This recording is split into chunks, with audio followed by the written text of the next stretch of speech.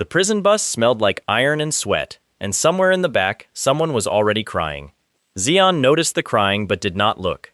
He had learned early that looking at someone else's pain had a cost. It made you feel it, and feeling it did nothing useful when you were shackled to a seat on a government transport heading toward a hole in the ground where people went to die. He stared at his forearm instead. Blank. Smooth. No insignia, no rank, no mark of any power whatsoever. In this world, that meant one very specific thing. You were less than nothing. You were cargo. But here is what the other prisoners did not know. Here is what the guards did not know. Here is what Xian himself, at that exact moment, did not yet know. The mark was there. It had always been there. It was simply the color of desert sand. And the desert was everywhere. Before any of that mattered, though, before the awakening, before the old man who could crack the earth with his footstep, before the thing that happened in the village at the end that no one saw coming, Xian had to survive the next 10 minutes. Because the man 2 rows up had just turned around in his seat, and he was very large, and he was smiling the way people smile when they have already decided something. The man's name was irrelevant. What was relevant was the insignia on his forearm. Blue, bright, a combat-awakened energy type. In a world where rank determined everything, your rights, your life expectancy, your right to be called a person, a visible insignia was a weapon before you even raised a fist. He told Xian to move seats, said the window view was his by right. Xian looked at him for a long moment. He looked at the shackles on his wrists. He looked at the narrow aisle. He thought about the last 3 years of his life, the beatings, the hunger, the running, the one moment of self-defense that had put him on this bus, and he made a decision. He punched the man in the teeth, not hard enough to knock him out, just hard enough to make a point. The point was, I know where this ends, and I would rather start it than wait for you to. The guards pulled them apart without much interest. One of them called Xian a name that translated roughly to gutter trash, and shoved him back into his seat. The large man spat blood and promised, quietly, that the mine would sort things out, and Xian, alone again in his seat, thought about why he was on this bus. It was not complicated. He had lived on the streets since he was old enough to walk without falling, which was the case for most children born in the lower districts of Neo-Seoul, the city that sat at the center of the buried world, powered by something the official pamphlets called mana crystal extraction, but which Xian had begun to suspect was something worse. He had stolen food as a child because the alternative was not eating. He had been caught stealing food as a child because he was not fast enough, not yet. He had been beaten for it by the kind of adults who considered beating a hungry child a form of civic service. He got faster. He got quieter. He learned which alleys looped back on themselves and which ones ended at walls. For a while, that was sufficient. Then he killed a man. It was self-defense. The man had cornered him, and the man had a knife, and Xian had grabbed the nearest thing and swung it. He had not planned for the outcome. The courts did not care what he had planned. They cared that the dead man's older brother was an awakened named Jiryong, ranked high enough that his shadow alone could have flattened the courtroom. In a world where the strong were the law, making an enemy of Jiryong was a sentence in itself, and the actual sentence, labor mine, indefinite, was almost secondary.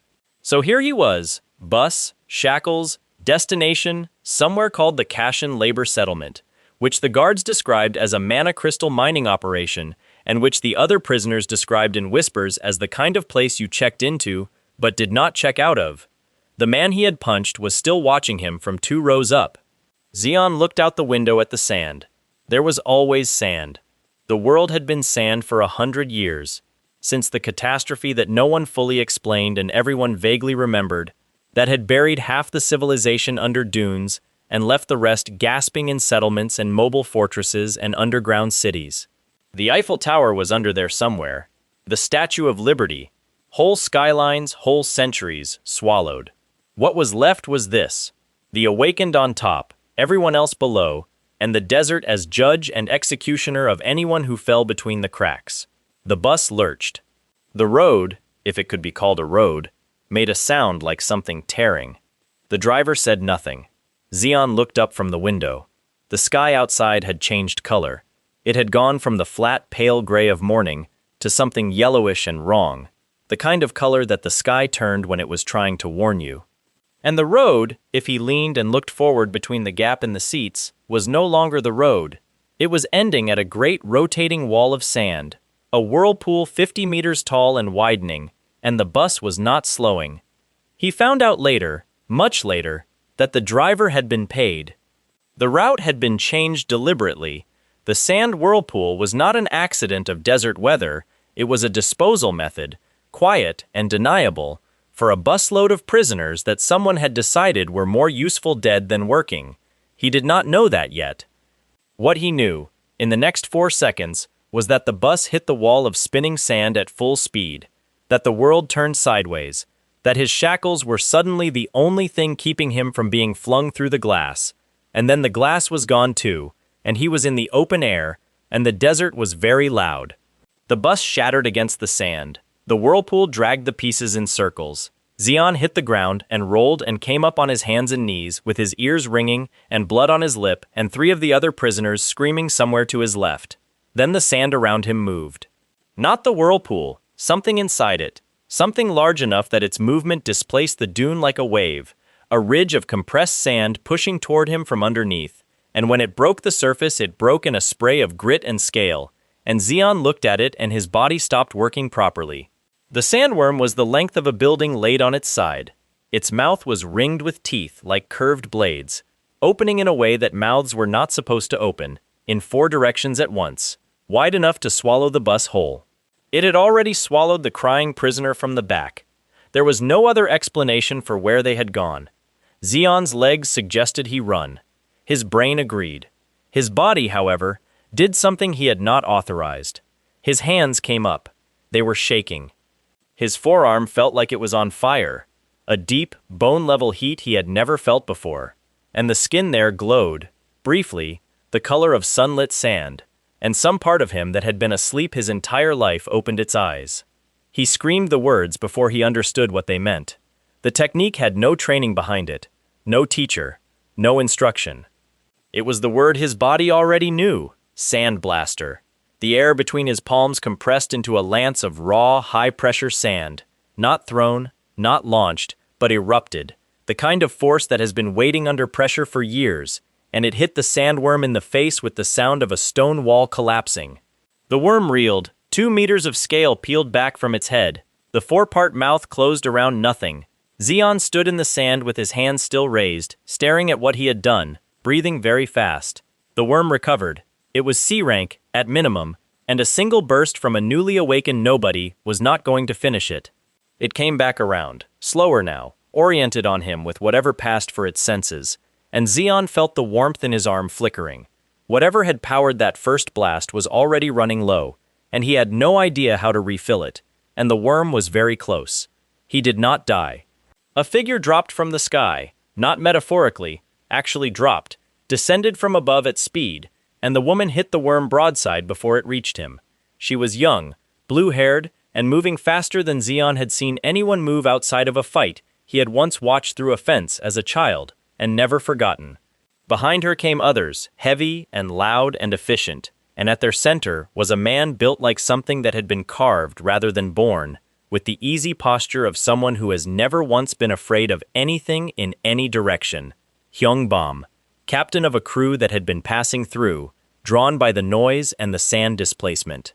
He took one look at the worm, walked up to it without hurrying, and ended the fight in 2 strikes. The blue-haired girl, Giselle, bounced on her heels in the aftermath, scanning the wreckage, counting survivors.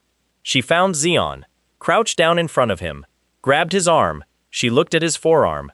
"He has no insignia," she called back. "Doesn't matter," Bom said from somewhere behind her. He had crouched by the worm's body and was cutting something free with a knife. "He's not dying on the sand tonight. We'll drop him at the settlement." But with no mark. Settlement? Tomorrow's problem. Zeon did not argue. He was looking at his own arm. There, in the exact spot where every Awakens insignia appeared, where every guard had looked and found nothing, there was a mark. He had to tilt his forearm against the angle of the setting sun to see it at all. The color was precise, specific, and nearly perfect, the color of sand. He looked at the desert around him. He looked at the dunes stretching to every horizon. He looked at the sky, where the last of the whirlpool was settling back into ordinary wind. He was surrounded, on every side, by his own weapon. He made a decision very quickly, And the decision was this. No one else was going to see that mark until he understood what it meant. He adjusted his sleeve. He kept his face empty. And when Giselle helped him to his feet and offered him a strip of dried meat from her pack, he ate it in 2 bites and said nothing at all. The settlement at Kashin was not what the official documentation called it. The documentation called it a mana crystal extraction facility, a civic resource operation, a cornerstone of Neo-Soul's energy infrastructure. The reality was a wound in the earth, a vertical complex of tunnels and ladders and poorly lit corridors bored into the sand and rock, smelling of mineral dust and something underneath the mineral dust that Zeon could not name, but that sat badly in his chest. Bomb's crew dropped him at the outer gate just before nightfall. Giselle waved from the truck bed as it pulled away. She had given him a second strip of dried meat without being asked, which Zeon thought about for longer than made sense given everything else that was happening. The gate guards processed him without looking at his face. Name. Zeon, no surname, because he had none. Because surnames required families, and families required the kind of stability that had never been offered to him. The guard wrote something in a ledger and handed him a chip that designated his bunk number and his assigned work level. He did not mention the insignia. He did not push his sleeve up. The guard, who had processed 600 prisoners in the last 2 years, did not think to ask. Zeon descended. The underground levels of Kashin were their own country, a country with a specific economy, a specific hierarchy, and a specific smell. The lowest levels housed the actual mine shafts. The upper levels housed everything else. Bunks, a commissary, a medical station that was technically operational, and a market. The market operated in a gray space between official policy and whatever the guards agreed not to notice. Zeon found it by following the sound of people arguing about prices in 3 different languages, which in any settlement was a reliable navigation system. He had one thing of value, 1 mana crystal, pulled from the sandworm's territory before Bomb's crew had packed up. A field stone, unrefined, but real. In the outside world, it would buy him a week of food, maybe a bit more. In here, he suspected, the conversion rate was different. He was right. The man behind the low table in the corner was old in the way that some things in the desert were old, eroded into specificity, all unnecessary softness worn away, what remained precise and unsparing. He had pale eyes that moved faster than the rest of him suggested they could. His name was Klexi, and he had been running his corner of the Kashin market for longer than most of his current customers had been alive. He looked at Zeon's crystal. He looked at Zeon. He named a price. The price was a robbery, and both of them knew it. Zeon negotiated. He was not good at negotiating. He had never had enough to practice on, but he tried. Klexi did not budge. He had the particular stillness of a man who had heard every argument before and found none of them interesting. In the end, Zeon took what was offered, a fraction of the crystal's real value, and, as a makeweight, an old hourglass. Glass sphere, metal frame, sand inside, that caught the light in a way that ordinary sand did not. Klexi called it decorative. He said it with a small smile that said something different. Zeon took the hourglass and turned it over in his hands. The sand inside moved oddly, not just falling but swirling in patterns that did not match the angle of tilt. His forearm prickled. He could not explain why he took it without more argument. It felt like an itch in his palm that the glass satisfied. He pocketed it and turned to leave. "You'll see me again," Klexi said, to his back. "Sooner than you'd think." Zeon walked away. The words followed him down the corridor and were still following him when he found his assigned bunk and sat on it in the dark and tried to make a plan. He did not finish the plan. Park Manhwa found him at dawn. Mine enforcers existed in labor settlements the way rot existed in damp wood. Not officially sanctioned, not officially denied, simply present and spreading. Manhwa was a big man with a combat insignia and the particular cruelty of someone who had discovered that power over others filled something in him that nothing else did. He had lost money gambling the night before. He had lost a significant amount of money. His pride had not survived the experience, and pride that has not survived goes looking for somewhere soft to land. Zeon was where he landed. The beating was not quick. It was not particularly inventive. It was simply the sustained application of superior force to an inferior target, which Manhwa did with the blank efficiency of a man completing a chore. Zeon curled and covered and waited for it to end and did not say anything useful, because there was nothing useful to say. When it was done, Manhwa told him his assignment. Shaft 972. The number meant nothing to Zeon. He had been underground for less than a day, but he watched the faces of the other miners nearby as the name was spoken. The slight freezing, the careful absence of reaction, which is its own kind of reaction, and he understood that the number meant something to them. He asked, quietly, one of the older miners on his level. The man told him without meeting his eyes. 12 workers assigned to 972 in the past 3 months. None returned. The official explanation cycled through equipment failure, geological instability, mana pocket eruption. No one official used the phrase death zone, but everyone unofficial did. An older miner was assigned to walk him down. He was a small man, thin in the way of someone who had been in the mine long enough to have the weight worked out of him. He did not make conversation on the descent. He carried a lamp and walked ahead and did not look back. Shaft 972 was at the bottom of a service ladder that went down 6 levels past the main operation. The air changed on the way. Thicker, more electric. The mineral smell giving way to something raw and charged that pressed against the back of Zeon's throat. The lamp flickered. The older miner kept walking. They reached the shaft floor. It was not a mine. It was a chamber, and the walls were not stone. They were packed with unrefined mana, raw and dense and unstable, glowing faint blue-white from every surface. Mana in this concentration was lethal to unshielded humans over time, the kind of thing that ate through your cells slowly and then quickly. Zeon looked at the walls and understood immediately why no one assigned here came back. He turned to ask the older miner a question. The older miner was not there. The sound came a moment later, the elevator cage, rising. A mechanical grind, slow and unhurried. Zeon crossed the chamber in 3 steps and grabbed the gate, but the gate had been latched from outside, and the cage was already 3 meters up and climbing. He could see the old miner through the grate. The man was looking down. His face was not unkind. That made it worse, somehow. That the face had room in it for something like apology. "I'm sorry, kid." A pause. The cage kept rising. "Thank you. Thank you."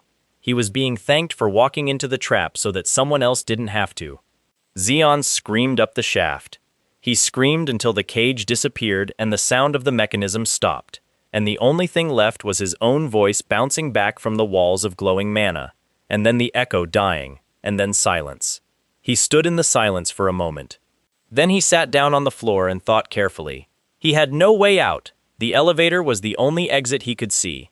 The walls were packed with active mana dense enough to cause cellular damage. He could feel it already. A faint burn in his sinuses, a pressure behind his eyes. He had no food, no water, no tools. He had an hourglass in his pocket that moved wrong, and a mark on his arm the color of the sand that was piling up in his lungs with every breath he took in this room. He thought about his childhood. Not deliberately. The images simply arrived, the way they always did when things got very bad. Stealing a piece of bread at 6 years old and being chased into an alley. The specific quality of cold that comes from sleeping outside in winter without adequate cover. Being told by adults, by guards, by everyone who processed him through the system, that his type did not count, did not register, that the world simply did not have a category for someone like him that required care. He had spent his whole life being told that. He had spent his whole life being assigned to the functional equivalent of Shaft 9722, the place where people like him were put, so that other people did not have to be put there. Something in his forearm got very warm. The floor of the shaft cracked, not from anything he did consciously. The mana in the walls had been building for longer than anyone knew, and the chamber floor was a membrane over a larger space, and the membrane had reached its limit. The crack spread in 2 seconds from hairline to hand width, and then the floor was simply gone, and Zeon fell. He fell through a desner. The word meant nothing to him at the time. He learned it later. A spatial rift formed by extreme mana density, a trap that pulled anything living that came near it into a pocket space. A Desner did not care what you wanted. It was not malicious. It was simply a consequence of conditions, an overflow, and Zeon was the thing that overflowed into it. He came out the other side in heat, real heat, the sudden, all-direction heat of active volcanic rock, orange light from below and dark above, the air tasting of sulfur and ash. Not the mine, not any mine, a dungeon, a natural mana-dense zone deep in the earth where the rock itself had developed a boss monster, where the environment had evolved past geology into something predatory. He hit a ledge and grabbed it, looked around, glowing fissures in the floor, steam columns from vents. On the far wall, barely visible through the haze, a shape too large to be natural. A creature, curled around a structure of rock, scaled and dark. Volcanic dungeon, populated. His lungs were full of ash. He coughed. He pulled himself onto the ledge fully. His mana, the thin, new, barely understood channel that had opened during the sandworm fight, reached outward without him directing it, feeling for something to work with. There was no sand. There was ash. Fine, granular, airborne. Ash was not sand, but it was not entirely unlike sand, and the part of him that had screamed "Sandblaster" without knowing why, reached for the ash, and found that it reached back. He pushed the worst of it away from his face, created a small clear zone around himself to breathe in, and stood up on shaking legs. Then the creature moved. Rock behemoth. The size was wrong for anything biological, but dungeons did not follow biology. They followed mana, and mana in sufficient concentration built what it wanted. This one had built something with arms like columns and a body of compressed volcanic stone, and it did not like having company. Zeon ran. He ran for 4 minutes on a ledge above a lava channel, using ash to see through the haze by pushing it outward in directed currents, improvising navigation by feel. The behemoth was not fast, but the dungeon was not big, and the ledge ended at a wall. He turned and raised his hands and did what he could with what he had. The ash technique was not the sandblast. It was smaller, less concentrated, driven by a power supply that kept flickering like a lamp in a crosswind. He put spikes of compressed ash into the behemoth's joints, the spaces between the stone plates, the gaps around its neck, and slowed it, and then slowed it more, and then ran out of available mana, and stood there with empty hands while the creature raised one column arm. The column arm stopped. A figure stood on the behemoth's back. He had not been there a moment ago. He was old, white-haired, compact, built with the efficiency of someone who had been doing violent things for long enough that every unnecessary piece of him had been eliminated. He was not doing anything dramatic. He had simply placed his hand against the back of the behemoth's head. The behemoth folded, not collapsed, folded, like paper, like it had made a decision to stop existing as a standing thing. It came apart into gravel at the old man's feet. He stepped off the pile as it settled and looked at Zeon with an expression that contained no surprise whatsoever. His name was Daden.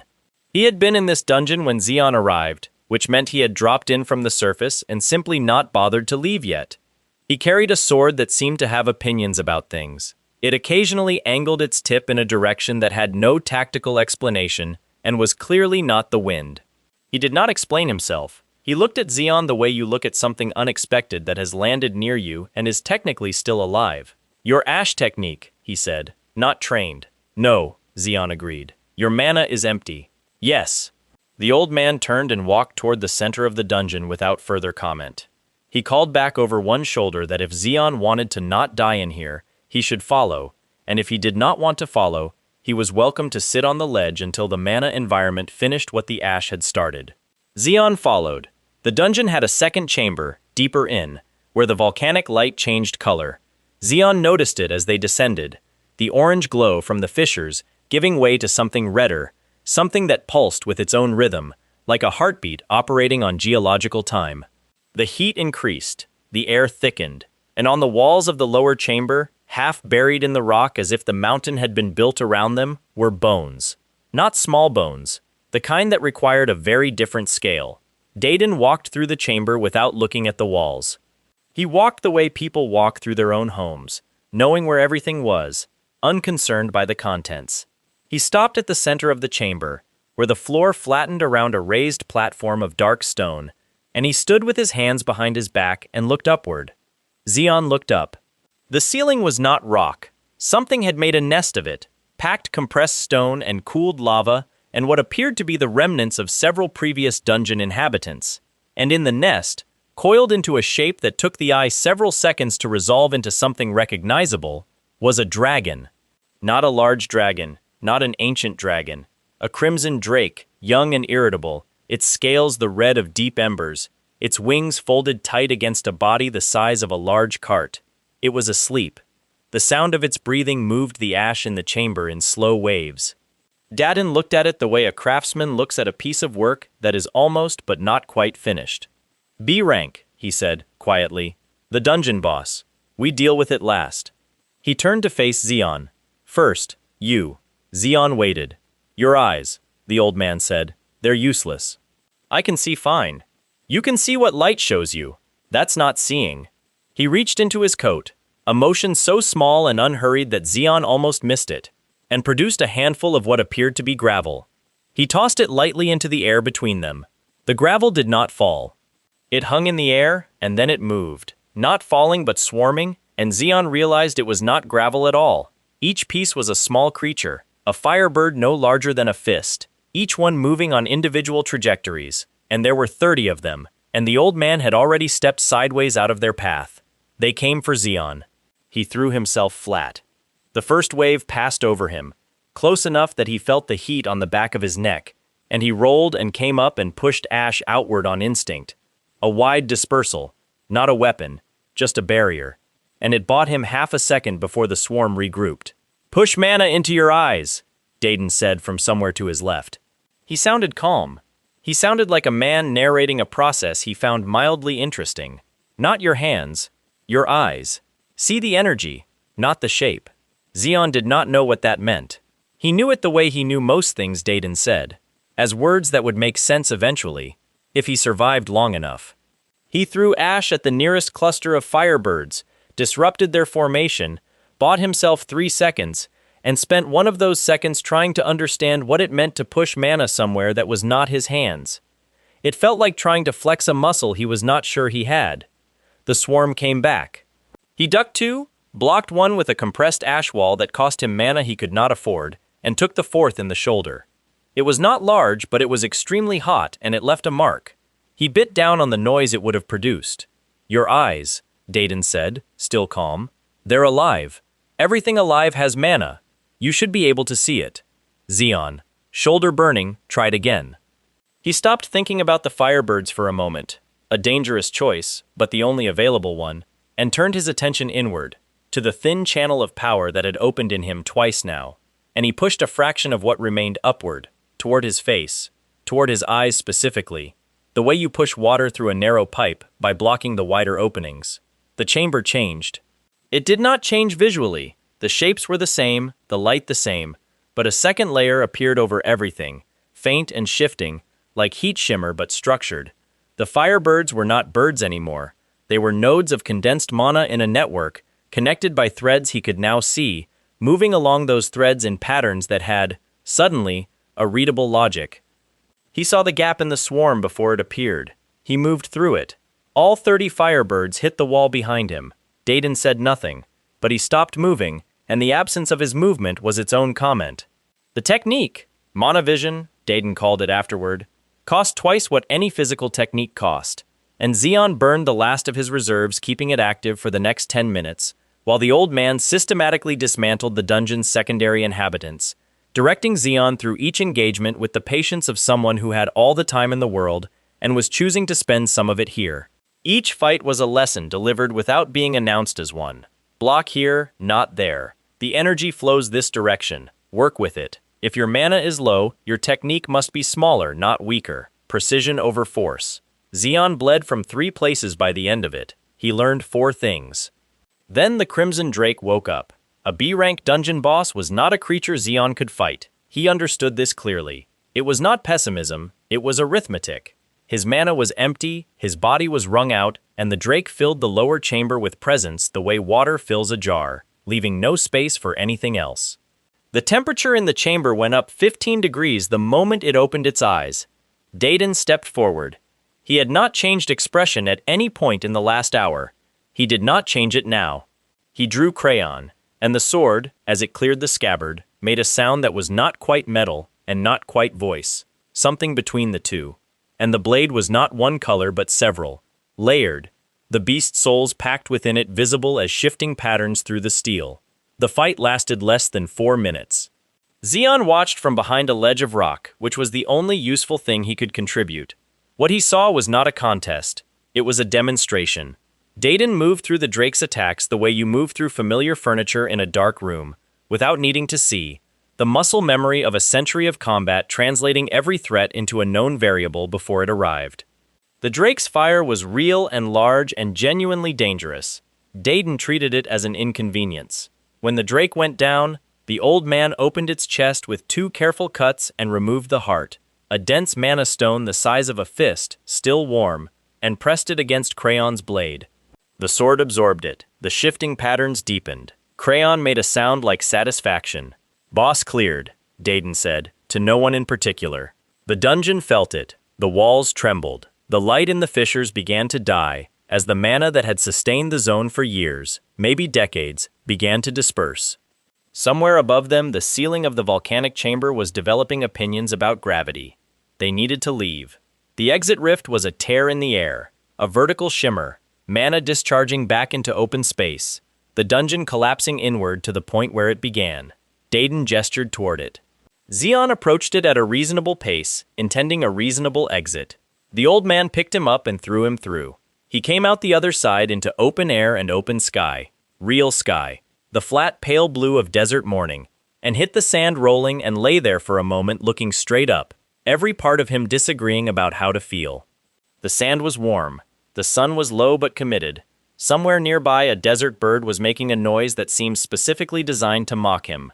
Dayton came through the rift at his own pace and stood over him. "You have 2 options," the old man said. He was not out of breath. He had not, as far as Zeon could tell, broken a sweat in the previous 90 minutes. "Return to the settlement.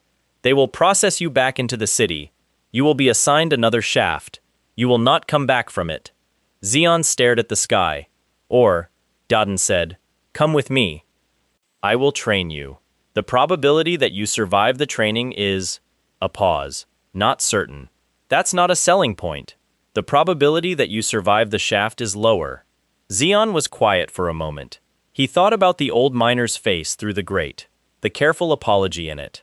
The thank you. He thought about what it meant that the mine processed people the way it processed ore, feeding them in and getting energy out and discarding what remained. He thought about Jiryong, somewhere in the city, with a demigod's power and a dead brother and Zeon's name on a list. He thought about the sand-colored mark on his forearm and the lance of compressed sand that had torn the side off a sandworm, and the ash he had bent around his face to breathe in a volcanic chamber, and the pattern of firebirds that he had read through borrowed mana like a sentence in a language he had apparently always known. He sat up. He exhaled. He made the sound of a man recognizing the inevitable. "I'll come with you," he said. Obviously. Dayton was already walking. The desert was enormous in every direction. No roads. No settlements visible.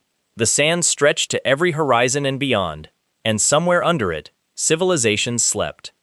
Zeon got to his feet and followed the old man and discovered within the first 100 meters that walking on loose sand with depleted mana and an empty stomach was its own particular category of punishment.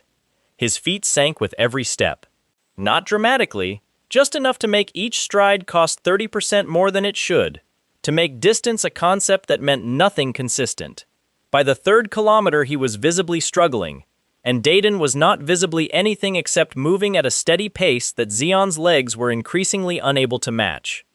He sat down. He did not plan to sit down. His legs made the decision, and the rest of him followed. He sat in the sand and looked at the individual grains shifting around the depression his weight made, and something in him noticed that the grains were moving with more order than wind alone explained. He tried something. He pushed a thin current of mana downward, through his feet, into the sand directly beneath him. Not a technique, not a named thing, not intentional, just a question put to the material in the language they apparently shared. The sand responded by compressing. Not dramatically, not a platform, not a structure, just a slight density increase, enough to give his feet something solid to press against. He stood, took a step. The sand compressed ahead of him, just enough, just where his foot needed it, and then dispersed when his weight left. He was walking on sand without sinking into it. He had invented this in approximately 40 seconds out of pure physical need. He caught up to Dayton. The old man did not comment, but Zeon caught him glance down once at Zeon's feet, and then forward. and the absence of a comment from Dayton was a language with its own vocabulary, and this particular silence meant something close to noted. They traveled until sunset.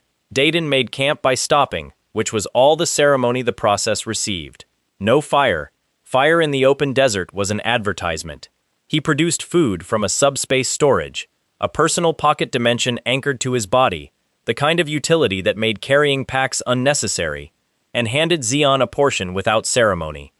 Zeon ate it in the dark, and looked at the stars, and thought about the shaft, about the mana vision, about the sand compressing under his feet, about all the things that had happened in the last 2 days, and he felt something he did not entirely have a name for. Not happiness, not peace. Something closer to, for the first time in memory, the next thing that happens will be something I did. He fell asleep before he finished the thought. The hyenas hit at first light, horned, desert adapted, rank approximately E+, above Zeon in the technical sense, and operating in a pack of 8, which was the tactical sense. They came from the north with the sun behind them, clever in the way pack animals are clever, the coordination of things that had learned how to kill by doing it repeatedly until it worked. Dadden watched them come. He made no move to intervene. He stood with his hands behind his back and watched them spread out around the camp's perimeter and looked at Zeon with the expression of a man who had scheduled this. Needles, he said. Not the blast. Think about what is wasteful. Zeon was already moving. He had no time to argue with the instruction, which was probably deliberate. He threw himself right away from the first hyena's lunge and pulled sand up in a curtain between himself and the second. Not a wall, not a blast, a curtain, thin, just enough to disrupt vision, and as the second animal came through it, blinking, he drove a compressed spike of sand into the gap between its front leg and its shoulder. Not large, the size of a finger, moving at the velocity of a thrown stone. The hyena went down. He did not have time to appreciate this. The other 7 had triangulated. He spent the next 6 minutes doing the most creative thing available to him, which was not winning but surviving differently each time. A sand net that collapsed around one animal's legs, a blast directly downward that threw him 3 meters and landed him behind the pack, needles and spikes in the configuration that cost least and disrupted most.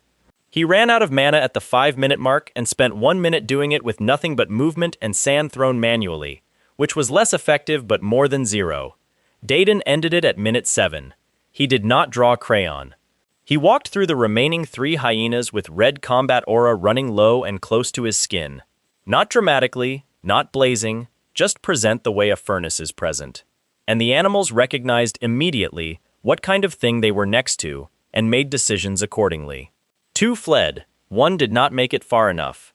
He turned to Zeon, who was standing with empty hands and sand in his hair and blood from a shallow cut on his arm, breathing in the specific pattern of someone who has recently been more afraid than they would like to admit. Better, Dayton said. Not good. Thank you for the feedback. The net cost 3 times what the needle cost and achieved the same result. The net was my first try at a net. Everything is your first try. That is the problem. He walked past. You have until the oasis. Think of a way to do it cheaper. Zeon stood in the aftermath of the hyena pack, surrounded by sand and morning light and a single distant bird making its mocking noise again, and thought about mana efficiency. The oasis appeared 6 hours later, a wrong-colored smear on the horizon that resolved into real green as they approached, a cluster of growth around a water source in a basin of rock. Zeon saw it and felt something loosen in his chest that he had not known was tight. He walked toward the water. Dayton's hand came down on his shoulder and stopped him. Look at the reeds, the old man said. Zeon looked. The reeds at the water's edge were the wrong shape.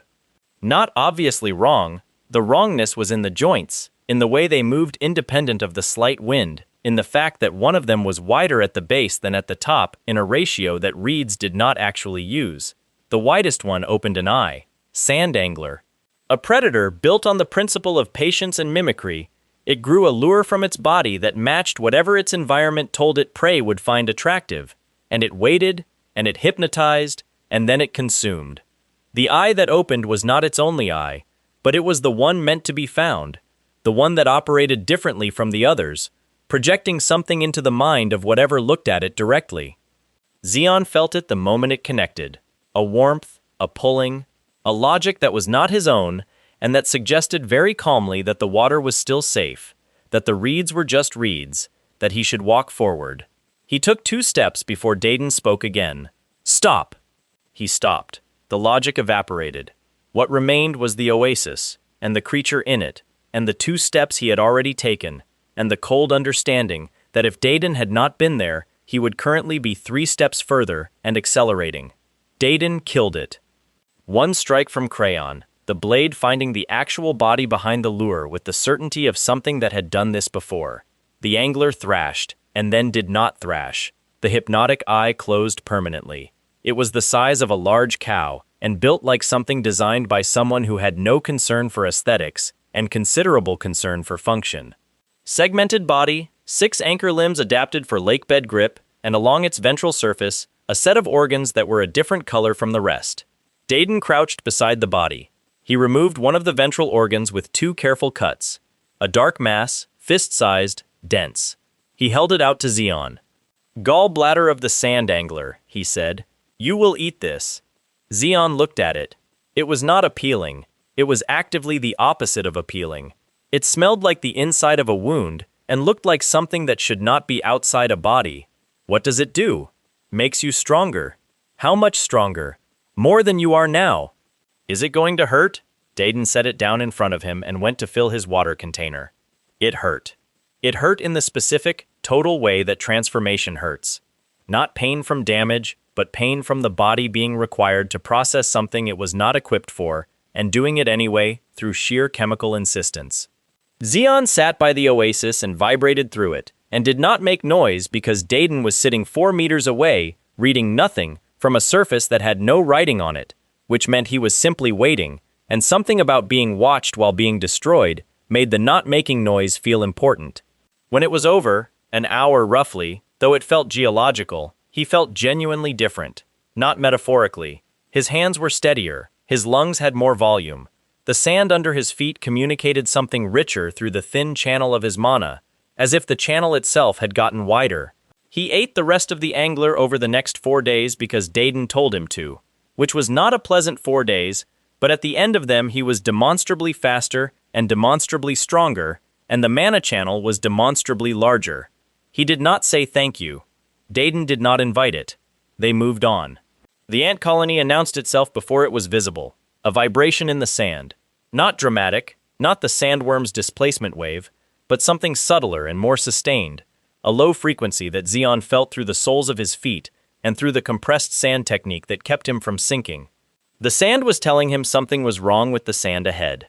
He had learned, in the weeks since the oasis, to listen to that. He told Dayton. The old man nodded once, which in their working vocabulary meant, "I know, and also, this is yours." The colony structure emerged from the desert floor like a city in miniature. Mounds of packed sand and secreted resin rising 2 meters high in a sprawling network, connected by tunnels whose entrances were visible as dark holes, regularly spaced around the perimeter. Worker ants moved along the outer trails in columns, each one the length of Zeon's forearm, armored in chitin the color of dried blood, mandibles built for cutting through rock. He studied them for a moment. Dayton stood behind him and said nothing. These were not the ants of the old world. The catastrophe had done something to the insects as it had done something to everything, scaled them, armored them, ranked them. The workers were D-rank individually, which put them above Zeon in theory, but below him now in practice, given the gallbladder transformation and the weeks of being run into the ground by an ancient man who considered near death a training methodology. The workers were manageable, individually. The problem was the colony did not send them individually. He started with needles, the efficient technique, the one that cost least per result, the one Dayton had effectively required him to master by simply not helping until he used it correctly. He took down the outer guards one at a time, clean and fast, the compressed sand needles finding the joints in the chitin where the armor had gaps. The colony noticed at the 12-second mark. The response was not gradual. The ground opened. Not the floor collapsing, the tunnels disgorging, every entrance simultaneously releasing workers in a number that stopped being countable almost immediately. Zeon switched from needles to walls, barricading tunnel openings, buying himself angles, keeping the fight to a front rather than a surrounding. He invented a sand sphere on the 3rd minute, a compressed shell that enclosed him briefly, gave him 2 seconds to breathe and recalculate, cost significantly but bought something worth the cost. He fought for 20 minutes without stopping. At the 20-minute mark, he developed something new. He had been thinking about what Dayton said, about gravity, about the sand's own weight, and mid-combat, with ants cutting at a wall he was maintaining with one hand while needling with the other, he pulled Mana downward into a column of sand above a tunnel opening and let gravity assist the compression. The sand missile that resulted was not the same thing as a sand blast. It was smaller, denser, faster, a concentrated mass moving at a velocity that the target did not register until after the fact. He put it through the packed resin wall of the mound's central chamber. The mound shuddered. The columns faltered. A ripple of disruption moved through the colony's organization the way a stone moves through water. And something in Zeon's forearm burned. The insignia changed. New lines appeared in the sand-colored mark. Not many, but present, definitive, the system acknowledging what the body had done.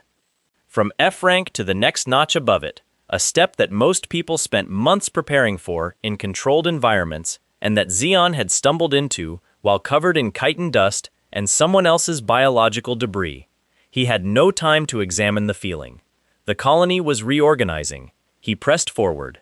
He should not have pressed forward. The correct move was to consolidate, to let the rank-ups bonus take hold, to assess. He pressed forward because the mound's interior was visible through the hole he had made, and there was something in him that could not leave a thing unfinished once it was started. Dadin had identified this quality in him early and had not told him whether it was an asset or a liability, which meant it was probably both. He went in.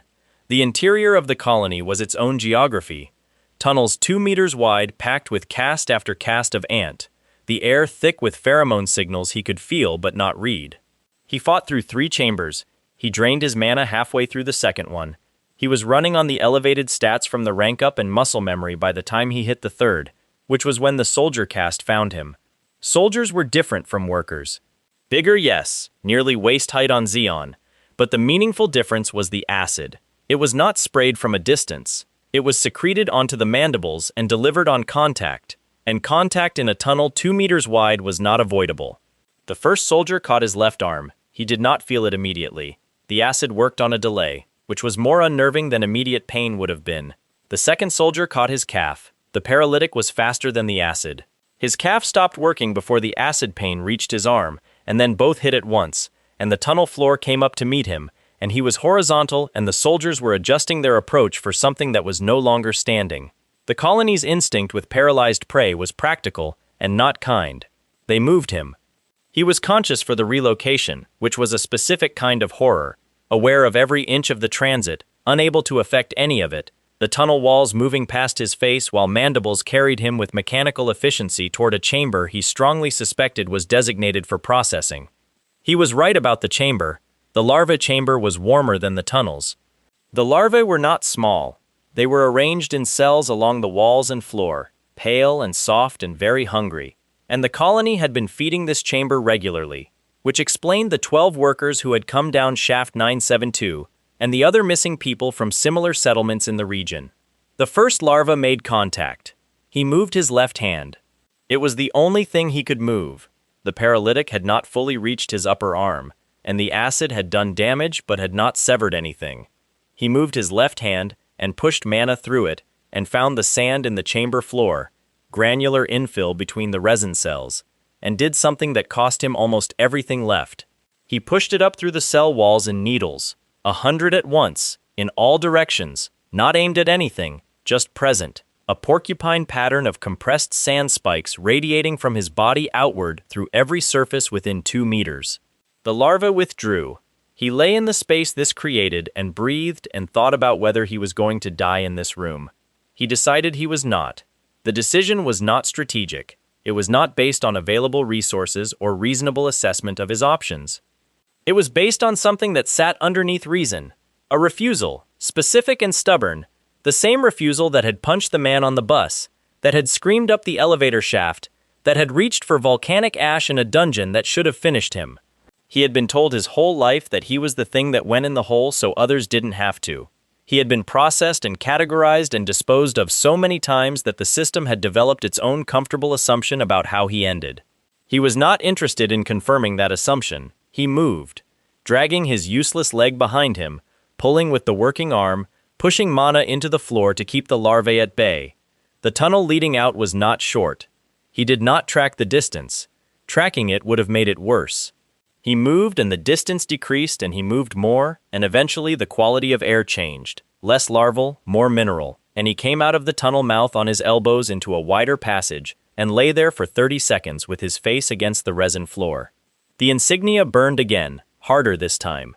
The new lines on the sand-colored mark multiplied, a cascade, the body pushing past a second limit in the same day, drawing on whatever the gallbladder had built in him, and whatever the first rank-up had opened and converting the combined near-death into advancement. His calf repaired itself at a speed that should not have been biologically possible. The acid damage on his arm faded to a scar, then to a faint mark, then to nothing. He stood up. He walked back into the colony. The Ant Queen was in the deepest chamber. He had known she would be. Everything in the colony organized around her. Every tunnel a radius pointing to that center. She was large in the way that things become large when they have been alive and consuming for a very long time. C rank, possibly higher.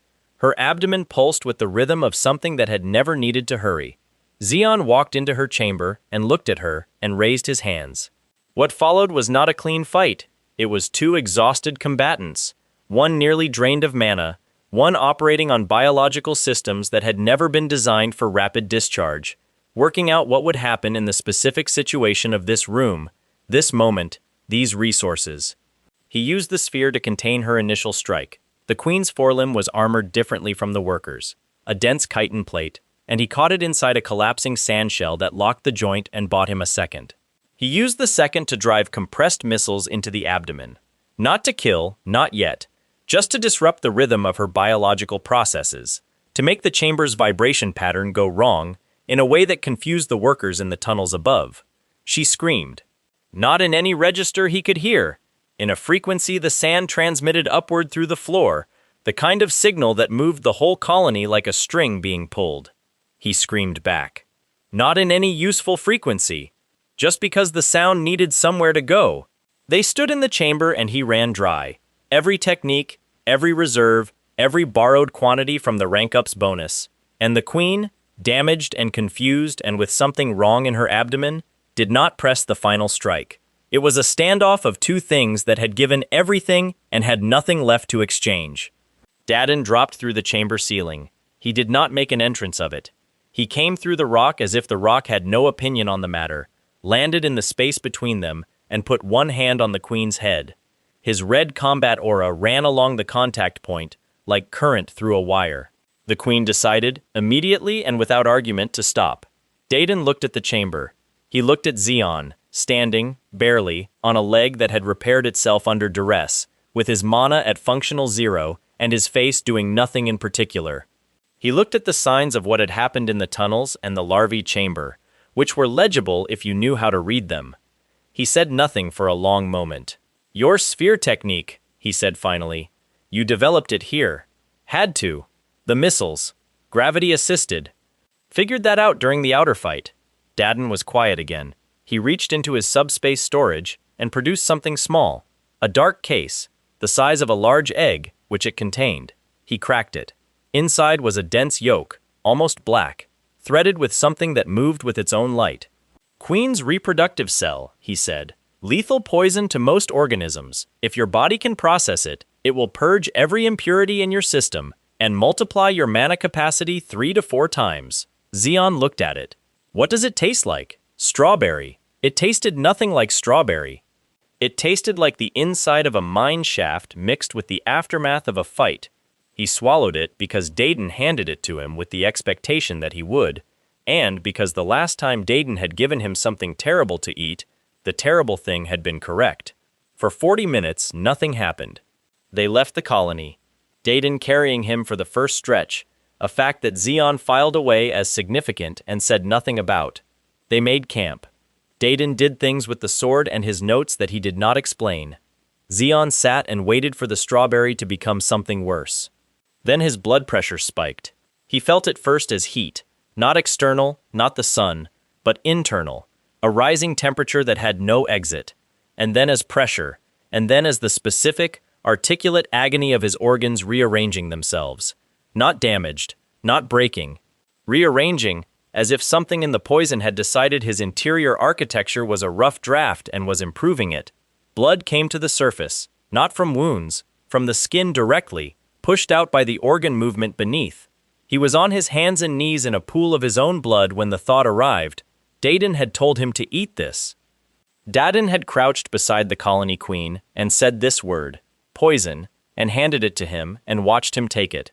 And Zeon had known this man for weeks of brutal desert travel, and he had been hurt by the training, and had understood why each time. And now he was on his hands and knees in his own blood, wondering if understanding why was a thing he had gotten wrong. The thought lasted 7 minutes and was the worst part of the process. Then it broke. The organs settled.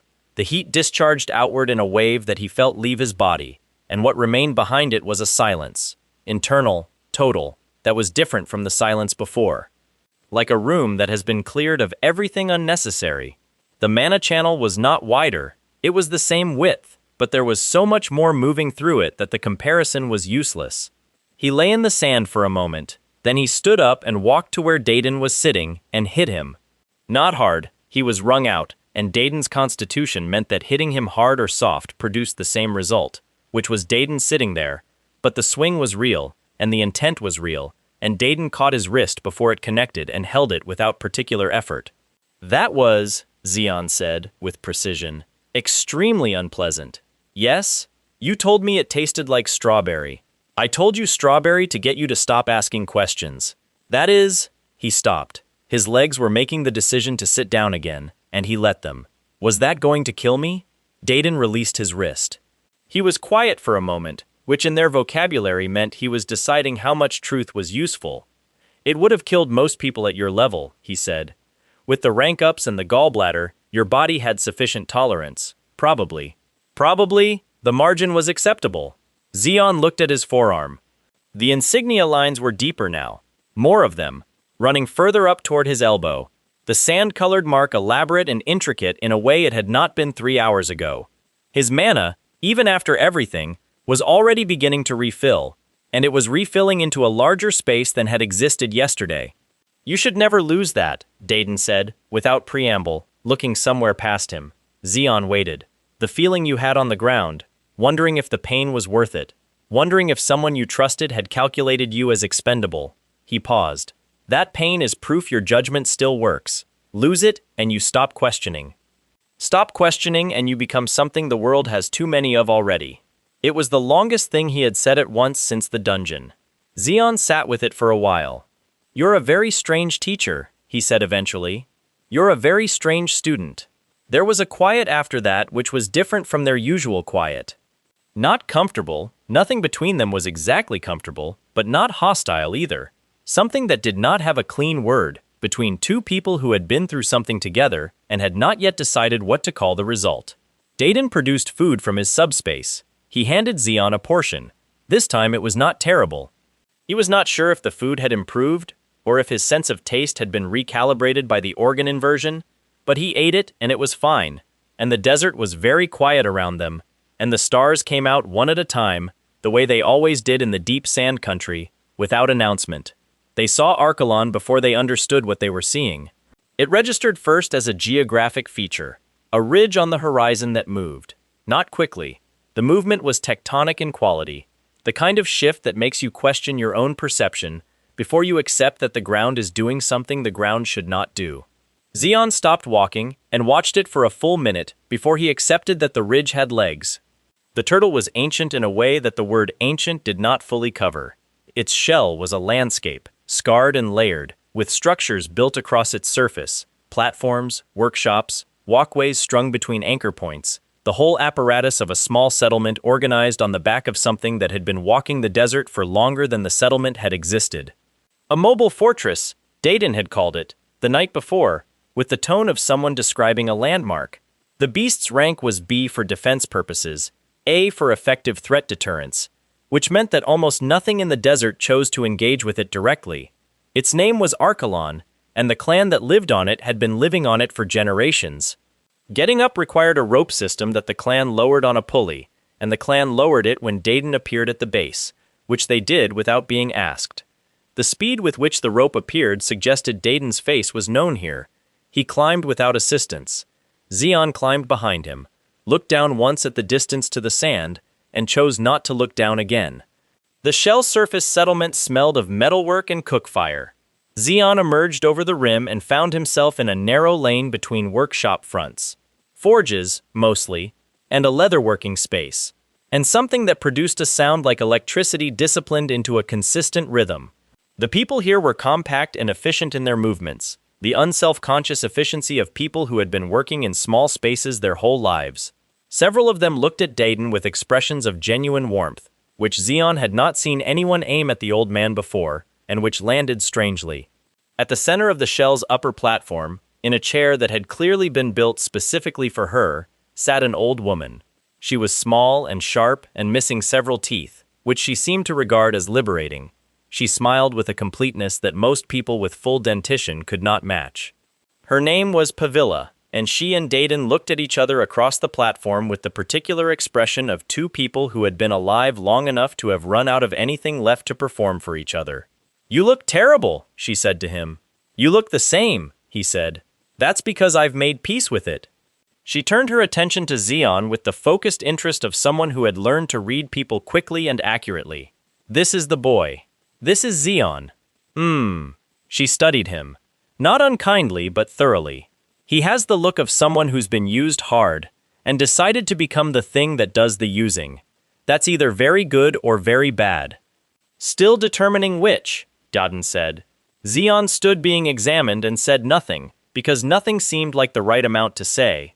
Pavilla's clan fed them, real food, not subspace rations or angler jerky, but cooked things, with heat and texture, and the kind of flavor that required multiple ingredients and deliberate preparation. Zeon ate with the focused attention of someone operating on a deep caloric deficit, and the clan members around the table pretended not to notice, which was the kindest possible response.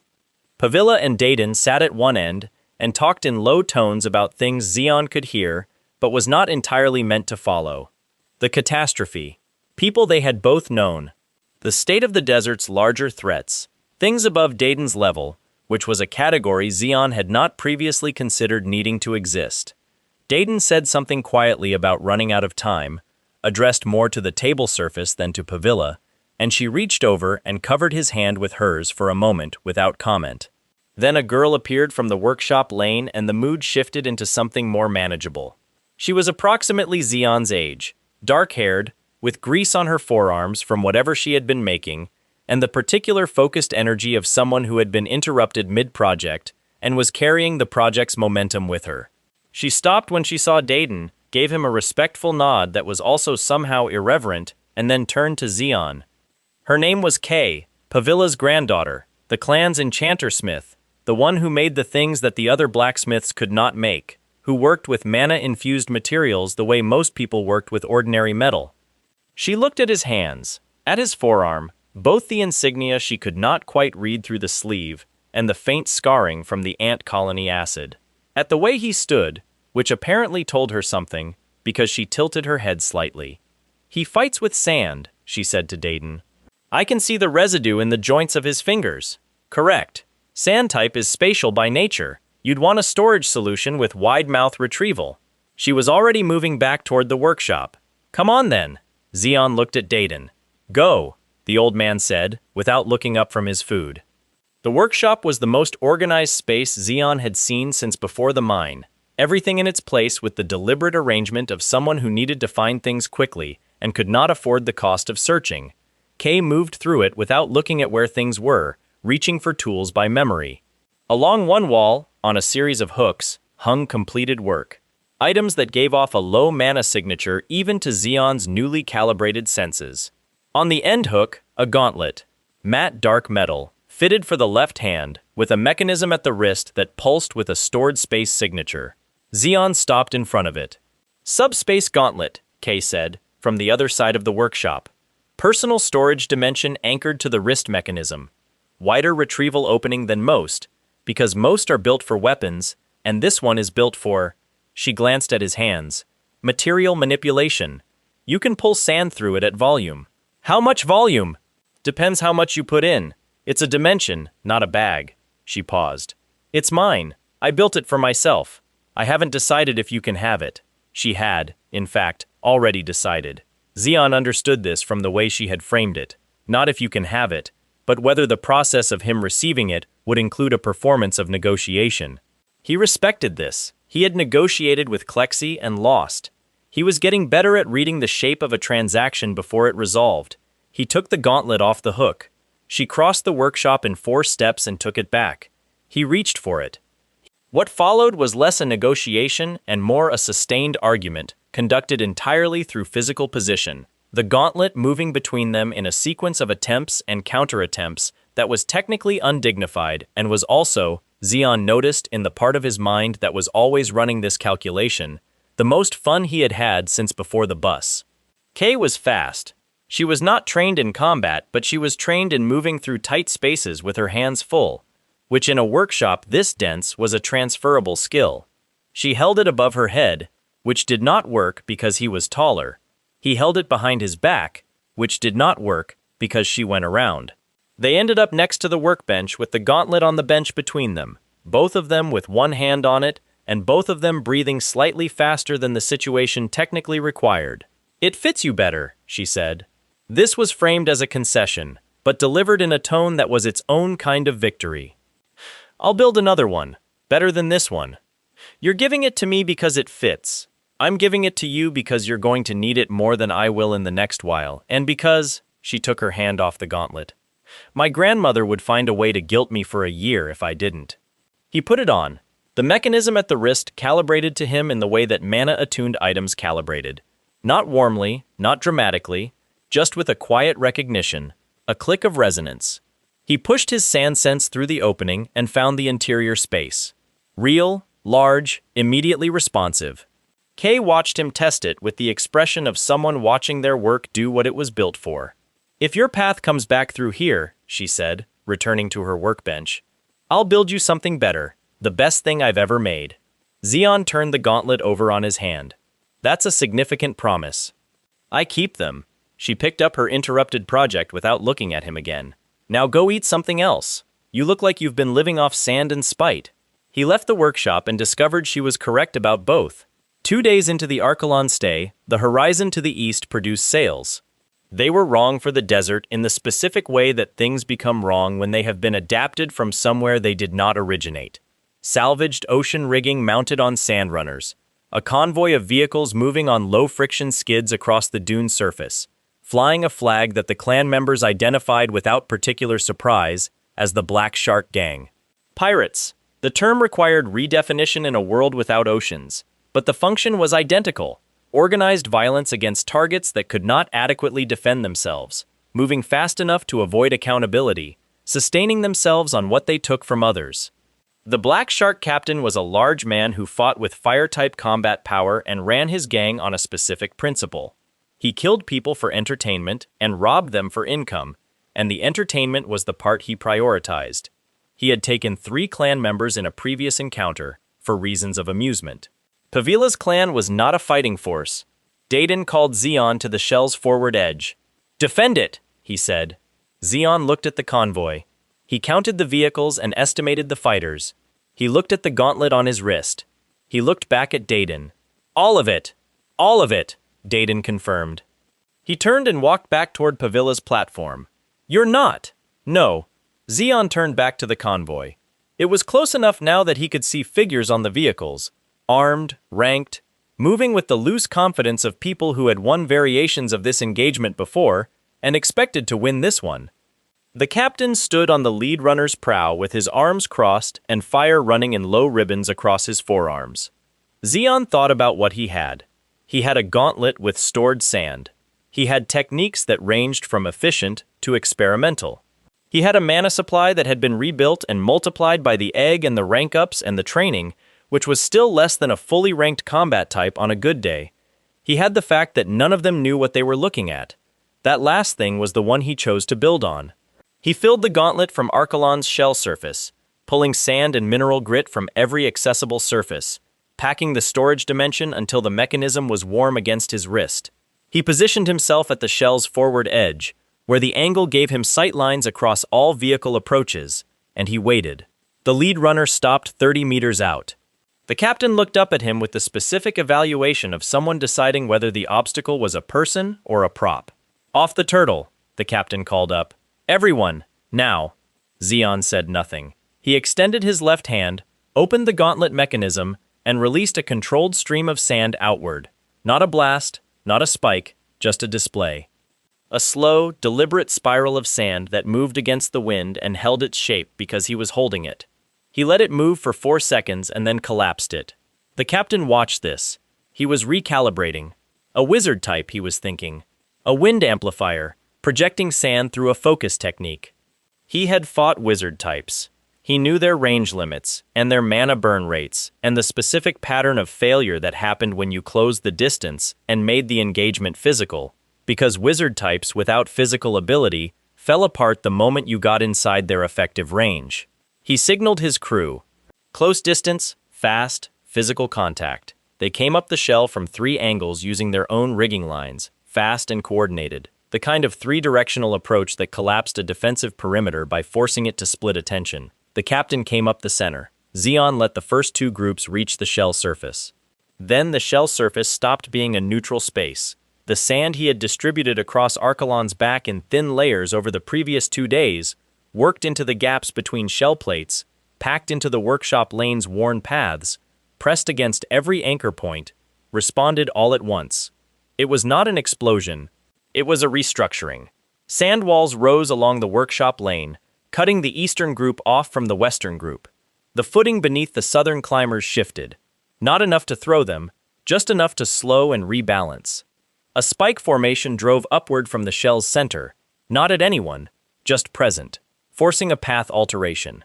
He spent the next 8 minutes in 3 simultaneous engagements, moving between them on sand-solidified footing, using the gauntlet's retrieval system to pull material from his storage between techniques, keeping the cost of each technique below the refill rate. Needles for the ranked fighters, walls for the unranked. The sphere once, briefly, to absorb a fire blast from one of the captain's lieutenants, collapsing the shell inward and converting the kinetic energy into a compression push that sent the lieutenant back into 2 of his own crew. The captain watched from the forward edge where he had crested the shell, and he watched, and his expression changed incrementally as each engagement resolved in a direction he had not predicted. He came forward. He came himself, which was the first honest thing the fight had produced, an acknowledgement that the obstacle was a person. His fire-type aura ran high and hot. A combat type at this level was not a wizard type's preferred engagement. The range game closed, and Zeon ran laterally, buying distance, using walls to break sight lines and spikes to interrupt the captain's footwork. The captain was fast. He closed anyway. He got a hand on Zeon's collar and put fire through it. Zeon dropped through a sand trap door he had pre-positioned, pulled himself under the shell's surface gap on a sand slide, and came up 3 meters north. His shirt was on fire. He removed the relevant portion of it with his hands and kept moving. The captain had stopped. He was looking at where Zeon had been. He was revising his classification. Not a wind amplifier, not a standard wizard type. The range did not match, the technique variety did not match, and the trapdoor, the ground itself opening and closing, did not match any wizard-type construct he had documentation on. "What rank?" he called across the shell. Zeon did not answer. The captain's eyes went to the gauntlet. He was trying to determine if it was the focus, if the item was the source. Zeon watched him make this mistake and did nothing to correct it. He drove a compressed missile through the shell surface from below, a technique he had not used in this engagement yet, a direction the captain was not monitoring. And while the captain's weight shifted to handle the vibration, he drove earth spikes up through the shell's mineral substrate from all 4 cardinal points around the captain's position. Not sand, earth. The volcanic dungeon had taught him that the manipulation worked on more than one medium, given similar granular or composite structure. Shell surface mineral composite was close enough. The captain took 2 spikes through the back before the 3rd rotation of his body could address them. Not fatal, not immediately. But the fire aura destabilized, and the mana powering it inverted briefly. and in that inversion window, Zeon put a compression shell around the captain's weapon arm and collapsed it. The captain went down. He stayed down. He was looking at the shell surface and doing something with his expression that was not defeat yet, but was adjacent to it. The thing working in his face was the problem of an equation that was not resolving to its expected answer. He looked at Zeon. He looked at the gauntlet. He looked at the technique residue on the shell surface, the earth spikes, the sand architecture, the trapdoor compression. "That's not a wind amplifier," he said. "No." "What is it?" Zeon did not answer. The captain's crew had stopped moving. The engagement's outcome had reached the visible threshold, and gang logic was pragmatic about visible thresholds. "Sand," the captain said, quieter, working through it. "Actual sand manipulation, not wind and amplifier. You're not projecting through a medium." He paused. "That doesn't exist. Tell that to the spikes." The captain did not have a response. He was dying with the problem. Specifically, the problem of a world model that had a gap in it where this thing should not be, and the gap was shaped exactly like what had just happened to him, and he was going to take that gap into wherever he was going next. He closed his eyes. Zeon looked at the shell surface around him. The gang had withdrawn to their vehicles, the pragmatic logic in motion. The captain was not dead yet. He could be. The decision was available. He left him alive. He walked back toward Pavilla's platform. Dayton was there, standing with his hands behind his back, watching. "He's alive," Dayton said. "He's done. They all are. He's alive, and he knows your power." Zeon stopped walking. He had not thought about what the captain knowing meant, not as a threat, just as information in the world, attached to a person who would either die from the wounds or recover and carry it somewhere. "Information spreads," Dayton said. "An enemy you leave alive is a choice you made on behalf of everyone near you. He's not going to. You don't know that. You spared him because the killing felt like extra. That's not a reason." He let it sit for a moment. "Think about it." Zeon thought about it. He thought about it the way you think about something that has no comfortable answer, not solving it, just holding the shape of it, understanding that the shape was real. "The guilt," Dayton said after a while, "should not go away. When you kill, it should cost something. The day it stops costing is the day you've become a thing I cannot train." He looked out at the desert. "The question is not whether to feel it. The question is whether you make the right choice anyway." Pavilla came and stood beside them. She looked at the withdrawing convoy without expression. "He did well," she said, to Dayton. "He did adequately. He defended my clan alone against a full pirate crew." She looked at Dayton with the directness of someone who had earned it across a century of shared history. "He did well." Dayton said nothing. But his silence had a different texture from his usual silence, and Zeon had been learning to read the textures. Kay appeared from the workshop lane and put both arms around Zeon's shoulders from behind, which he was not prepared for, and which made him stand very still. "You burned your shirt," she said. "Part of it. I'll make you something fireproof." She released him and stepped back. "It'll be better than the shirt." That night, Pavilla and Dayton sat together at the shell's rear edge, looking out over the wake the turtle's passage left in the sand, a long, slow, aimless furrow stretching to the horizon. Zeon sat apart and could not hear what they said, but he could see the shape of it. Two old people talking the way old people talk when they know the number of conversations remaining is not large. Pavilla said something, and Dayton was still for a long time. Then he nodded once, very slightly, with his head bowed. In the morning they left. Pavilla stood at the shell's edge as the rope lowered. She looked at Zeon specifically. "He's carried 100 years of it alone," she said, quietly enough that it was only for him. "Whatever weight you think he's giving you, he's also putting some of his down." She looked at the old man already on the sand below. "Don't waste that." 2 weeks after Archelon, in a region of the desert where the sand gave way to a harder substrate and the dunes flattened into something more like a plain, Zeon heard from Kay and Pavilla through a message stone the clan used.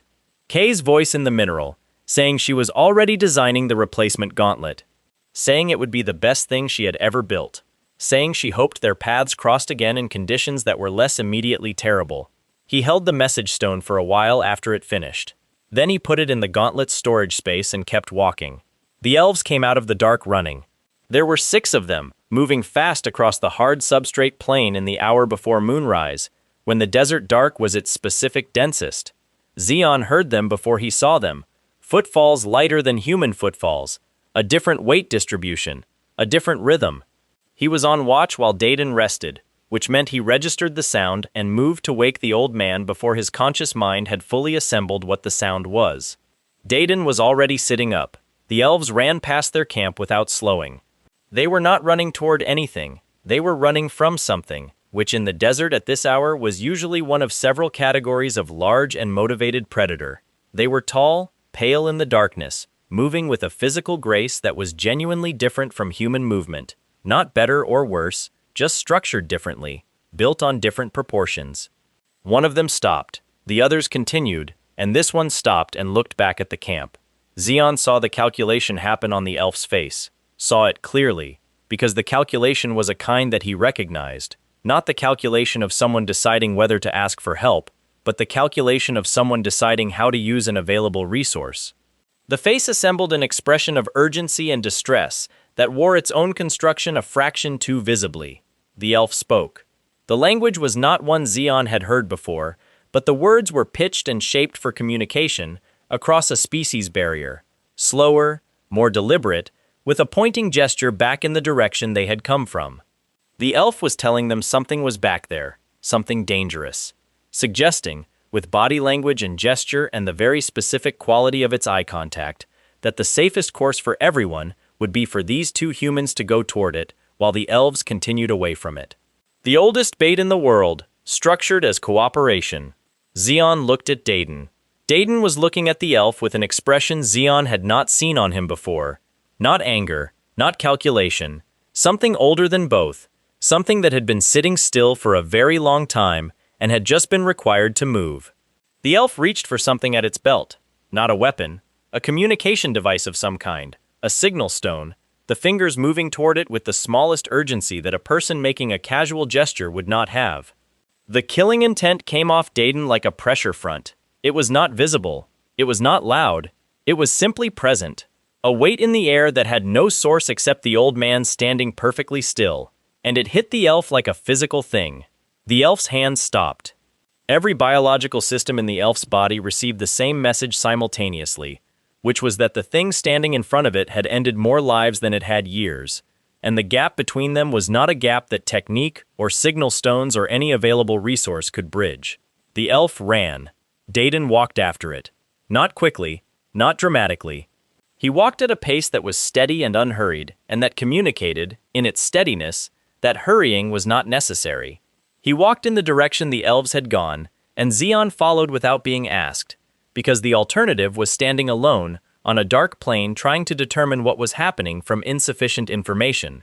They found the others 2 kilometers east. The 6 had not dispersed. They had regrouped at a rock formation, and they had friends there, a larger group that had been waiting, and the waiting group had equipment that suggested they had been in this specific location for longer than a chance flight from a predator explained. Dayton stopped at the edge of their firelight. One of the elves, older, with markings on his face that indicated something hierarchical, stepped forward. He spoke directly to Dayton, and his tone had shifted entirely from the running elf's performed distress. This was the tone of someone accustomed to commanding the terms of an encounter. His name, Zeon gathered from the name shape in the speech pattern, was Jorah. Dayton said something in the elf's language that Zeon did not understand. His voice was flat and specific. Whatever he said, it produced a reaction. Not fear, not immediately, but a recalibration. Jorah's stance changed by a degree that communicated, if you were reading it, that the certainty he had walked forward with was no longer quite as certain.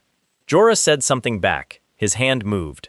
Not toward Dayton. Upward, a precise, controlled motion, the mana signature of it visible to Zeon's awakened sight as a structured release. A magic arrow formed above his palm, not the raw energy projection of a combat type, but something more deliberate, enchanter-made, packed with directional intent. It released.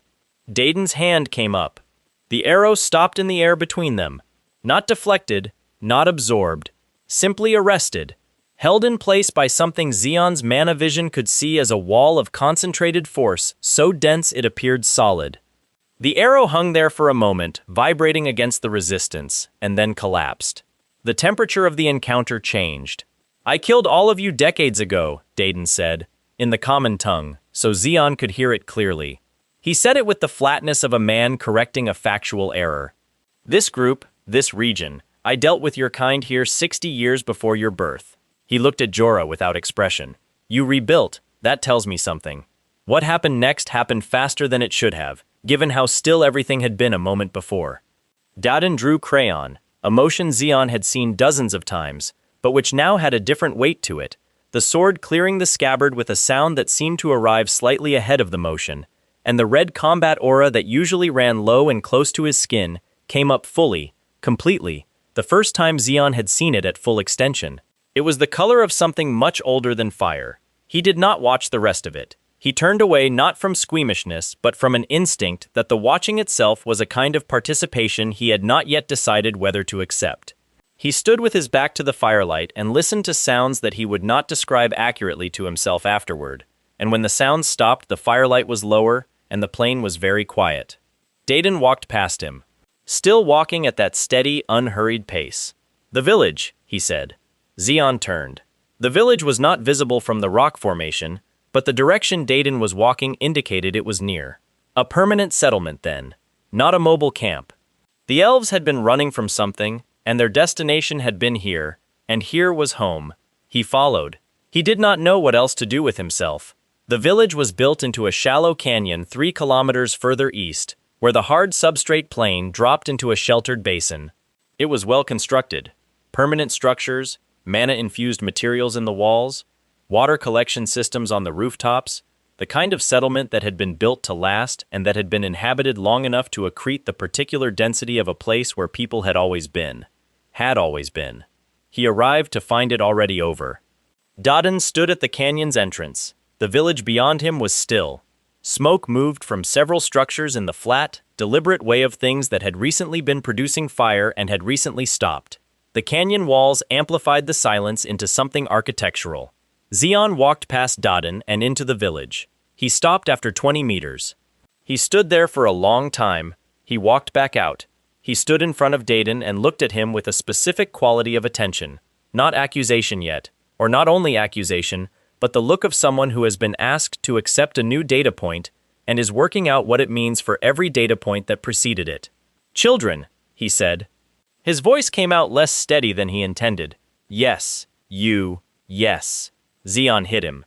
He hit him properly this time, not the wrung-out swing from after the egg, a real strike, with the weight of his current body behind it, aimed at Daden's jaw with the technique of someone who had been trained to fight.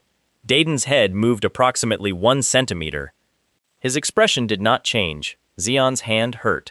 "Say something," Zeon said, "when you're ready to listen." "I'm ready now." "No." The old man looked at him with the patience of someone who had been through more versions of this conversation than Zeon had years. "You're ready to hear your own voice, using my answers as surfaces to argue against." "That's not the same thing." Zeon stood in the canyon entrance with his fist at his side and Daden in front of him, and the village at his back, and the night air moved through the canyon in a low, continuous draft, and somewhere in the distance, the desert made its usual sounds of things moving through darkness for their own reasons. Daden backhanded him, not with force that would damage him, with force that was specific and calibrated and that expressed precisely the level of seriousness with which the old man was treating the next thing he was going to say. Zeon hit the canyon wall and came off it and stood. "Listen," Daden said. "This is not a debate. I am not explaining myself for your approval." He walked into the canyon. He walked past the structures, past everything, without looking at it, with the manner of someone moving through a space they have moved through many times, and that has not changed in the essential way. He stopped at the canyon's far end, where the basin floor leveled out, and he turned. "The races that appeared when the world changed," he said. "The official word is that they came with the catastrophe, that they are new, that humans and non-humans are learning to coexist in a changed world." He paused. "Every word of that is constructed." Zeon said nothing. He was listening with the part of him that could still listen, beneath the part that was still processing the village. They were here before, not new, not arrived with the sand. Daden looked at the canyon walls, at the rock, old and stratified, pre-catastrophe in its composition. Something brought them, something with a scope of power that makes the catastrophe itself look like a symptom rather than a cause, something that arranged the world deliberately, the sand, the ranking system, the mines, the dungeons, and populated it with variables. He looked at Zeon, including the non-human races, including what they do to survive. Zeon's voice was quieter than he expected when it came. That doesn't explain the children. No, it explains my knowledge. The children require a different explanation. Dadin sat down on a flat rock at the canyon's end, with the careful movement of someone whose body had carried very heavy things for a very long time. Find it yourself. Look at the village. Look at what is here and what is not here. Zeon looked. He started at the canyon entrance and moved methodically. The structures first. Well-built, old, pre-catastrophe materials mixed with post-catastrophe adaptation, which meant the settlement had existed for at least a century. The water systems were efficient and established. The mana-infused walls had absorbed enough ambient energy to have a deep signature, decades of it. No farms. He noted this quickly because it was the most obvious absence. A settlement this size, this permanent, this clearly sustained, should have agricultural structures of some kind. Food production, or at minimum food storage, in a form that implied a supply chain. There was no supply chain visible. There were no fields, there was no evidence of trade in the form of exchange goods. He found the storage structures. The locks on them were significant, not the locks of people protecting their own materials, but the locks of people protecting things they had not generated themselves and that they did not want to explain. He opened the smallest one. Inside were mana stones, dozens of them, tiered by rank, the kind that came from beast kills and dungeon clears. More than a settlement this size could have produced independently. The quantity indicated systematic acquisition. He found the chest in the second structure. It was old, older than the settlement's most recent construction, old in the way of something that had been moved from somewhere else and stored here. He opened it. The contents were human, not remains, objects. Personal objects, a child's shoe, small and worn. A set of tools with a craftsman's mark on the handle in a style he recognized from the lower districts of Neo-Seoul. A journal with entries in common script, the last entry dated 4 years ago, the handwriting of someone mid-sentence who had apparently not finished the sentence. A pendant with a photograph inside it, the image technology of the old world, pre-catastrophe, showing a family in clothes from before the sand. These things had not been purchased. They had not been traded. He sat on the floor of the storage structure with the journal in his hands for a long time.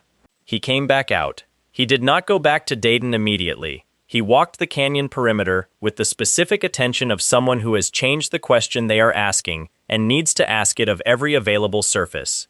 The canyon walls had markings, not decorative, not linguistic exactly, but the kind of territorial inscription that indicated boundary claiming. And the dates embedded in the style of the markings went back further than 100 years. The elves had not arrived with the catastrophe. The elves had been here before the catastrophe. And before the catastrophe, they had been doing what settlements do, sustaining themselves from the resources available to them in their territory. And their territory had been populated with humans. He buried the village. Not as ceremony, not as judgment. He simply could not leave it as it was. And the only tool he had at sufficient scale was the one built into him. He raised the sand from the plain's surface and brought it down into the canyon in a slow, deliberate wave, and the structures disappeared under it, and the storage buildings disappeared, and the chest disappeared, and the contents of the chest were covered, and the canyon filled until it was a level surface matching the plain around it. He stood on the new surface and looked at where it had been. Dayton stood beside him. The catastrophe, Zeon said. Not a question yet. More the beginning of one. Was not natural, Dayton said. Was not random. He looked at the plain. Something changed this world deliberately. The sand, the mana, the ranking system. The dungeons, the mines, a pause. The non-human races, placed here with their own histories intact, their own territorial instincts, their own relationship to humans that predated any of us. He looked at his hands, at crayon, sheathed and quiet. I watched it happen. I watched the world change in a day. I watched everything I knew disappear under the sand. His voice did not change pitch or register. My daughter was in the city when it happened. The city that was there before Neo-Seoul. The city that is under the sand now. Zeon was still. I have been trying to understand who built this for 100 years, Dayton said. Every piece of information I find is another part of the same structure. The mines that run on human lives instead of crystals. That is not an accident of corrupt governance. That is a design. The ranking system that classifies humans as less than human below a certain threshold. That is not a social evolution. That is a mechanism. He looked at the buried canyon. I am running out of time to find the thing that built it. The desert was very quiet. The stars were out in the specific density of places far from any settlement light. Zeon thought about the hourglass in the gauntlet's storage space. The sand inside it that moved in patterns that did not match its tilt. The way his palm had itched when he held it in Clexie's corner of the underground market, the way it had felt specifically left for him, which was a feeling too precise to be comfortable. He thought about Clexie's small smile, his "you'll see me sooner than you think." He thought about the mine, and the shaft, and the old miner's face through the grate. And the way the mana in Shaft 972's walls had not been incidental, had been dense and deliberate, packed not by geological accident, but by consistent human presence, by consistent human lives burning themselves out against those walls until what remained was energy, which was then harvested, which then powered a city whose official documentation described the process as crystal extraction. He thought about the fact that 100 years ago, something had changed the world in a day, had buried civilization under sand, had replaced the organizational structure of human society with a ranking system that determined who counted as human, had populated the changed world with non-human races with pre-existing territorial instincts and historical grievances against humans, so that humans in the changed world would always have a pressure from outside as well as within. Had built a machine, and the machine was still running. Who? Zeon said. The word came out smaller than he intended, then steadied. Who built it? Dayton was quiet for a long moment. That, he said, is what we're going to find out. The plain stretched away from them in every direction, flat and dark and ancient and full of buried things. And above it the stars moved in their slow rotation, and somewhere under the sand, the world that had been was still there, waiting to be found, and the machine that had replaced it was still running.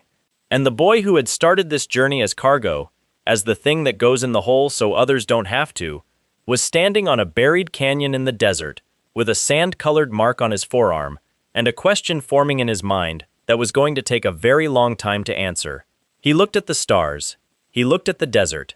He looked at the old man beside him, who had been carrying this for 100 years, and who had, for reasons he had not fully explained, decided to stop carrying it alone. Zeon took a breath of desert air. He flexed the gauntlet mechanism on his wrist, felt the stored sand respond, felt the channel of his power running wide and full and ready. All right, he said. He did not say it to Dayton. He said it to the question, to the machine, to whatever had decided 100 years ago that the world should be this way, and to the growing certainty that it had not, in its calculations, accounted for a nameless street rat with the color of desert sand written into his skin. All right, he said again, quieter. The desert offered no response. It never did. That was one of the things the desert and the machine had in common, but the sand, at least, was his.